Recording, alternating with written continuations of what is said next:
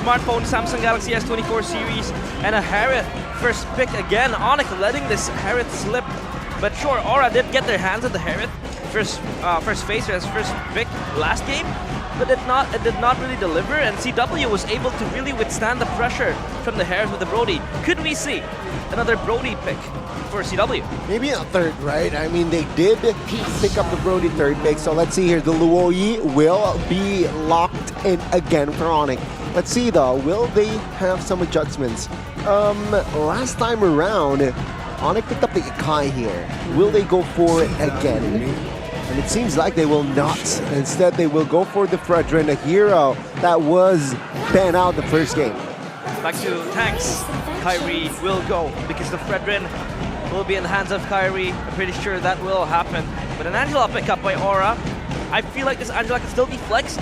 Either it goes roam or it goes mid to the hands of Yaskiel. Yeah. At this point, they really don't care about the counters anymore. They try to counter ONIC by denying some of their picks, like the Terizla as well. Now they're going for full comfort. Even Yuzong for Aran in the XP to make those big plays happen with the Angela to enable the Harith. Wow, the Yuzong. I'd say quite a quick pickup for Yuzong. Usually you'd see it picked in the second phase, but now in the first phase, Aran will get his hands on the Yuzong. Now it's up to ONIC. What do they want to play? I mean, Terizla is still up for Lupi if he wants to, but they will go for the Claude. Now talk to us about Claude and Harith. I mean, the Brody was able to withstand the Harith for that long for CW, but how does the Claude fare against this Harith? The Claude doesn't do well in lane against the Harith. You're basically playing a role where you just don't want to lose the lane. You want to just farm, get to your item power spike, look for possible split pushes, and farm in other parts of the map. You know, the clear in the gold lane and then straight to mid, stuff like that. But you want to avoid fights as much as you can. I mean, in addition, right? The Claude here, why? Why is it such a, it's a better pick than a Brody? It's more towards the Yuzong here. When you pick up the Brody, the Yuzong, of course it counters the Brody, but with the Claude, it has mobility, it has battle mirror image, and perhaps it can pull off the Purify, whereas Brody, you don't necessarily bring the Purify. See, on paper, I have to agree. That was my thought as well. And then I started watching these, the XP lane savants stream, White Chicken mainly and R7, and both of them have a very, well, the same point or the same opinion about the Brody against the Yuzong. It's actually Yuzong struggles up against Brody according to them because you get poked so much while you're in the air. By the time you get down, you're already executable. Even economy or ahead economy? If you're equal, it's still tough for the Yuzong to get closer to Brody. Crazy. So exactly, with that now behind our backs, I don't know if that's still true or not. We'll have to see in game, but yeah, the Claude is definitely still a safer pick. I'll have to agree with that, with the Purify or the Sprint or even the Flicker. We've seen so many variants of this Claude, even with the different emblems, QC or Brave Smite if you really need additional sustain. Good points from both Gani and Merkel, but as well, it also has that synergy with the Luoyi. We have seen the diversion wave clear you can use with the BMI from the Claude. That could always give you that global map pressure to clear up the lanes and the waves, get the split push going. For the final two bans was Hayabusa and Arlet with a Baxia and a Kai. Now it's for ONIC to pick up what seems like left off is a roamer and an XP later for Lutfi. He will pick up the Ruby. This Ruby could still go both flexed for ONIC. Technically both Ruby and Fredrin could still be flexed right now. You never know, maybe he'll pick up another assassin, a Lancelot. That's kind of tough to pull off here against the Yuzong Harith Angela. But hey, never say never when it's ONIC, Yeb, Adi, and Kai. For Aura, I feel like they have rounded themselves up with quite a solid draft. You have the cover for the Harith, you have the Art Guard, you have a lockdown, the dive as well from the Yuzong, BDF, and Furious Dive. Now for Aura, they want to conclude their draft with something strong. Roger? Maybe a strong jungler, or Roger could also work in the jungle, but it's going to be Yaoi's Cho, the Yaoi special. And last but not least, they will pick up for themselves a Martis. This will disable all the CC that is going to be pounded towards Good. Very different, right? Season 12, very popular and also very an okay win rate here on this Martis, but the season very low. And there you go. Nolan Jungle, Fredrin EXP. Oh man, I'm That's a ONIC. solid hater of the Fredrin XP, but it seems for ONIC they somehow are able to make it work. A lot of these situations, they're able to just find the real way to make these compositions work. But with the Nolan this time, it's already quite different, right? You're pretty vulnerable to the Cho as well. Even technically the dive from the Yuzong and the Herod, when you go for these all-ins, there's so much sustain on Aura. It's going to be kind of tough for Nolan to choose who to target in these team fights. Technically, who are you really going to be assassinating here, right? Maybe the Angela, but the Angela will definitely be a bit further back. And if you take a look at the Aura counter index and lineup rating, it does favor them. So we'll see in the Land of Dawn if the execution can play a bigger part than the lineup rating. Can the Sky Kings strike twice and conclude this series, or will the red fiery dragons fight back and fly high? Back to the Land of Dawn we go for game number 2 of Aura Esports against ONIC. Land of Dawn, here we go. Welcome with to Mobile the dragons Legends. and wings clipped. Will they be able to withstand the pressure from the Sky Kings?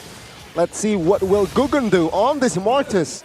Again, very, very rare this season to see a Martis in the jungle. Will he be able to pull it off? I speculate this would be a quite tough early game for Kyrie to play with the Nolan, especially you have the tanks up in the Yuzong and the Martis as well, just kind of like out damages you in the early game. Yeah. In the clear department as well, though, the Nolan should still have an advantage. That's one of the strengths of this Nolan.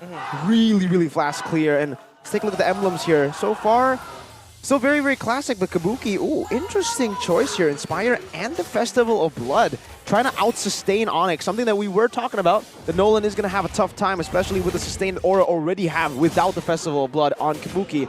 Now with the Festival of Blood, he's going to have a better time. And Gugun on this Martis. You're right, Gani. We haven't seen this pick a lot, and I think for Gugun especially, this is the first time in Season 13 that we see him on it. And it's on an Impure Rage, which is another interesting choice to go for. So I believe it does look like Gugun wants to go for a full utility build, a full tank build maybe.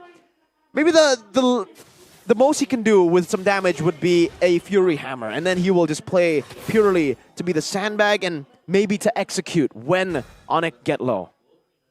For ONIC though, Lutpi up top, under pressure for 3 members. Yaoi could get caught, but he's fine. Fine and dandy, because the kill pressure early on from ONIC with the Ruby and Nolan is quite strong, especially that Nolan able to get level 4. They're eyeing towards this top lane. Sans is there to back them up. Turtle spawn, this could be the next menu for both teams. They march their way towards the turtle pit. Here's a future problem thought, right, for Aura. Do you think that this composition has enough wave clear here? I don't see, apart from Harris, but let's see here in mid-push, Yaoi will be forced to use the flicker early. Now, Gugun will find the first neutral objective. Good Petrify will force Lupin to use the flicker, but Keyboy will be caught in the first blood. This time, Aura will find the first blood. First blood for Gugun, and they get the turtle as well. So that's a net win for Aura to try to take charge and control of this early game. Does seem like Aura are trying to fight fire with fire. A big problem in their comp would be, yes, that wave clear, but you won't need wave clear if you're winning in the early game and snowballing, if you're the ones being proactive on the map. That was what they were lacking in game number 1, and at this point, they're just trying to beat ONIC at that game of the early game snowball. ONIC, on the other hand, has taken a step back from the Brody, from that snowballing composition to now a bit of a safer comp with that late game insurance on the Claude. So for ONIC, it's a bit more of, let's wait for that mid game, for that power spike to hit on our Claude, and then we will take the fights. In the early game, we won't commit as much, and that's why we saw an instant disengage from ONIC. Only 1 member picked off, and the rest acted on it. Just gave Keyboy up for the sacrifice. This composition does kind of like looks to excel and snowball in the early to mid game later on. So yeah, the wave clear might not be as relevant because you have every potential lead. Oh, Keyboy is able to dodge Yaoi. A little taunt there, but all is good. They're trying to contest this purple buff from the hands of Aura. And now how does Fredrin approach this? But a kick from Keyboy towards Keyboy. It was deflected earlier, but Keyboy, with his dexterity, was able to find the flicker and out of that sticky situation. It's a lot of confidence from Keyboy in the series. especially in the first game, now to the second game, he's been able to just maneuver so freely around the map. Very different approach here. CW actually with the first item, Corrosion Scythe. Knows that he won't be in the lane too much. He actually wants to participate in these team fights, knowing that the Corrosion Scythe build basically is for the additional utility in the early game. Let's see how CW takes this, because there's no lane swap for now. They want to go for it. We have Dragon already committed. Oh, Gugun will secure the second neutral objective. Oh, good petrify onto Kyrie. The damage will come through. 1 HP run with the lifesteal secures it. And now our Aura, they are looking for more potentially here in the bottom side of the map. Shaman 4's invested, but it seems like ONIC, they will not commit more here. They will just back away. Aura, still looking for potential angle with Gugun. Also in the vicinity, 3v2, 4v2, potentially with the diversion play. The ONIC looking for backup with Sans now, joining the fray. But it seems like Aura, they just want the turret. Wow. Yaoi's able to look for the proactive plays and the pressure as well, just him shadowing his carries, trying to just let them shove in the wave and get the tower, or the turret rather. It's able to just bait out the players of ONIC and their diversion, from Sans especially. Yeah, another win for Aura because they got the turtle and a kill. They traded a turret as well, good conversion, but ONIC still were able to find ways to nullify the early snowball from being a big one, right? It's still just a 1,000 gold lead. This can build up again for Aura if they continuously just look for these fights, and if Yaoi is able to find those big picks again. But if ONIC stay at this kind of stalemate, with it only being a 1k gold lead, it's going to be super, super valuable for ONIC. Again, their power spikes are going to hit a bit later, and Aura, that threat that Gani mentioned in the later stage where their wave clear isn't too good, will come back to bite them if they don't get this big lead fast. I feel like ONIC is so good in trying to just keep up and stabilize this lead. Aran in the bush. He's spotted out. They could engage on him. Whoa! Smells Aran. He smells a dragon. Now he is flying with the Black Dragon from Blazing Duet invested. The with the help of Yaoi. Black Dragon as well. Now CW will be the first one to fall alongside Kyrie. Good recovery as Keyboy will fall as well. Good comeback here by Aura. They are not messing around in the second game. Aran is the embodiment of the dragon.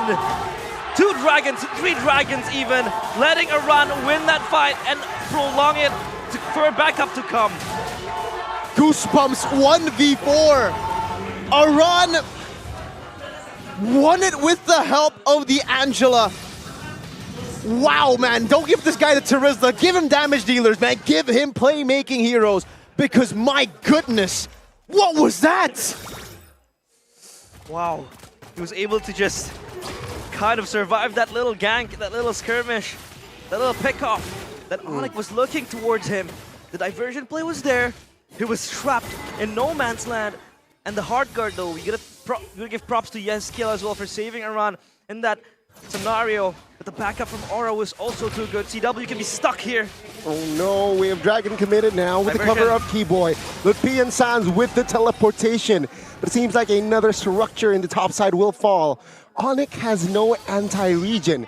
That's why Yudzong and Angela just wreaks havoc against ONIC's composition as of now. Yeah, I mean, only the Fredrin has it down on his ice now, and Lutpi hasn't been really active around the map. He's been now getting more game time around the map with the help of diversion, but he was actually the one trading on the other side previously, and now it does get very, very tough for ONIC.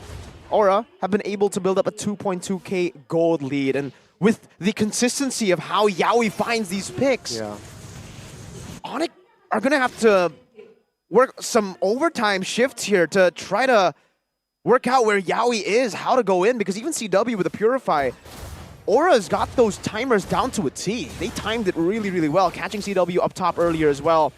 And if it continues, again, just baiting out these Purifiers will be very, very valuable for Aura, because we were talking about how Claude was the safer pick compared to Brody. If that Purifier is burnt out, he's actually a riskier pick than the Brody, because he doesn't have the early game that Brody does to withstand a lot of these initiations from Aura. This Claude, of course, kind of like high risk, high reward. I mean, it is lower risk compared to the Brody, but then again, like what Mirko explained, the Claude does not really excel, when it does not really, reach that power spike it is longing for. Now, Lord is kick-started by Aura. This could lure ONIC inside. Keyboy with a conceal. They might go for this. Now when Force committed, Lupi. Now you see him, now you don't. No, Keyboy now will be the next target. Flickers is not going to save him much. Arando will secure the kill. Secures the Mega. 7-0 for Aura this game. Such a crazy series. Deja vu. It's like the first game, but this time the tables have turned. It's Aura in the driver's seat and Aran taking charge. 7 kills, and he has 4 kills to his name. 4-0-3, and Keyboy can't really soak in any damage. He already has a Dreadnought armor, but that's definitely not enough. Not now, at least. CW is still quite far away. Actually, it's quite closer to Golden Staff, but again, it might be too late, because if you take a look at the Harith, Divine Glaive built up. So he chose to go for the Divine Glaive instead of the usual Holy Crystal as the 3rd item. And now, if he gets that Holy Crystal, the Fredrin won't even be able to tank it up. He still has Dominance Ice. Okay, so the Ruby, Keyboy is actually gone for the Athena, so he wants to try to soak in some of that damage from Kabuki, but still, I don't think Kabuki will be targeting him. Maybe looking for the other members or even just the turrets as of right now. 4.4k gold lead, utilizing the gold lead really well. Aura ONIC with a good defense, but the more map pressure that Aura have, the less and less that threat of that wave clear will have on Aura, and Aura can just completely control the map with that Cho. It has been very hard for Ludpi to just maneuver in the team fights. I mean, with the Fredrin XP, he's very limited to his options. He's trying to soak up the damage, but the damage from Aura has just been immense. Yawi looking for another pick. Ooh, cancel. Yeah, this might be a mistake by Yawi.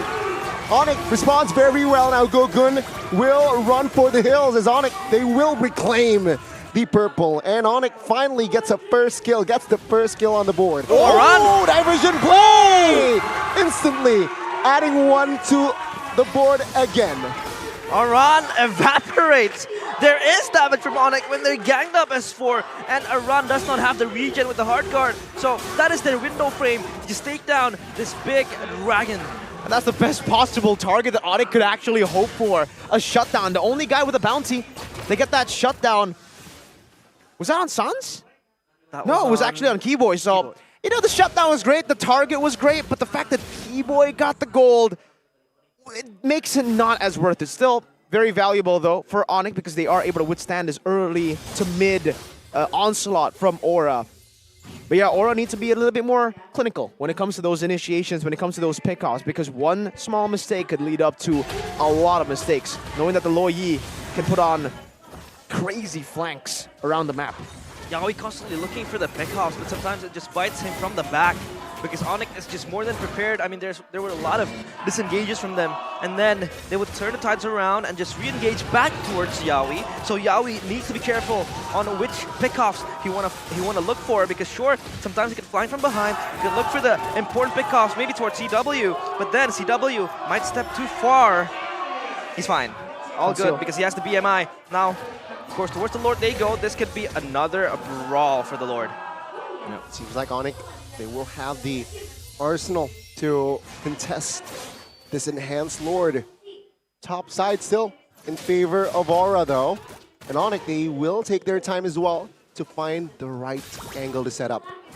And CW has already hit his power spike now. He already has the 3 items, the Golden Staff, the DHS, and the Corrosion. And he's just finished that Melfic Roar. Meanwhile, for Kabuki, another big power spike for him too, as he finished up the Holy Crystal. 4th item in his arsenal with the Divine Glaive already built up. ONIC will have to be very, very careful as to how they initiate. Because if Yawi catches them, Kabuki will delete him. See, it seems like topside CW will be sent, but Ludpi, the first one to fall now. Keyboy looking for a position. Gugun secures the Lord. Let's take a look at CW now with the BMI back. Will not be able to find anyone. It's a 1-4. No, it's a 2-4-0 for Aura. ONIC sent CW up top with the diversion and the BMI to come back, because he was trying to split push, he was trying to get the side lanes going, but the fight was just engaged by Aura, so there was no damage from ONIC to try to withstand that front line from Aura. So ONIC again conceding the Lord, conceding the kills towards Ludpi. Again, well played by Yawi. Finding the clinical initiation, knowing that Harith has hit his power spike, not just the Divine Glaive, also the Holy Crystal to delete anyone. So he can choose whoever he wants. Meanwhile, hold up. That's a Nolan sent to the back by the diversion. Oh, again, this is a tough spot to be in for the Nolan too, though, because if he chooses Kabuki, I don't think he can assassinate him. Can he assassinate Iran? I don't think so. A lot commit on towards Iran, that's for sure. And ONIC, this is why I feel like ONIC, they will feel okay-ish during defense. They have a very good high ground. They have Claude, they have Luoyi that can definitely just clear wave fast. But at least they're using this diversion to its maximum. I mean, they're looking for flying angles. They're sending CW up top to split push. So at least they're trying to alleviate extra pressure by Aura. But again, Yawi is just so confident moving forward. Well, Yawi might be a mistake. Face checking into a 4 ONIC members now. Diversion towards the middle. Oh my god! Kabuki with the flicker. Oh! The collapse by ONIC. Now Hardguard popped as well, but Kyrie will not survive the fight. Now ONIC looking to reposition. No immortality for Keyboard Ludpi. Taken down as well as Iran, the Dragon, collects the double. Saving Private Kabuki. He gets jumped on, he gets engaged upon, but the hard guard was so clutch, and Kabuki now leads the charge towards the crystal. We might see a game 3, ladies and gentlemen.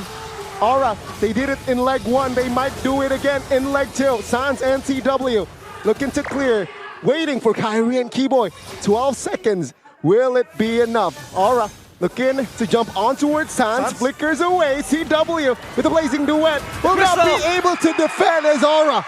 The Red Dragons force a game 3.